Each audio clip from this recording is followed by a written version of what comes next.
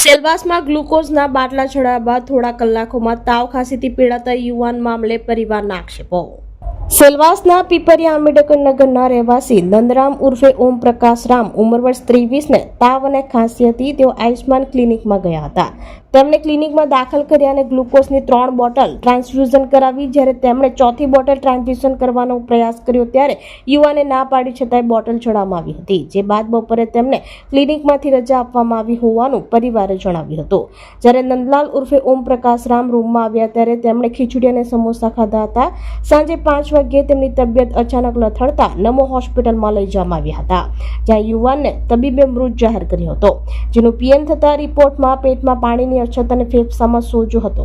બીજી તરફ મૃતકના પરિવારના સભ્યોએ આક્ષેપો કર્યા કે તેમનું મૃત્યુ ન્યુમોનિયાને કારણે થયું હતું, કારણ કે તેમને 3 બોટલ ગ્લુકોઝ આપવામાં આવી હતી। ત્યારે સમગ્ર ઘટનામાં સાચી હકીકત શું છે તે તપાસમાં બહાર આવશે। 3 छोटा बोतल चढ़ाया था, 4-12, चौथा में बड़ा में चौथा बोतल तो मैं बोलने लगा तो मेरे को जवाब दे दी। मैं बोला कि सर लड़का को कंट्रोल नहीं हो रहा है, आप पैसे दवाई दे रहे हैं। बोलता है कि धीरे धीरे होगा। तो वो पिपरिया खाड़ी पर रहते हैं, दुबे जी नाम करते हैं।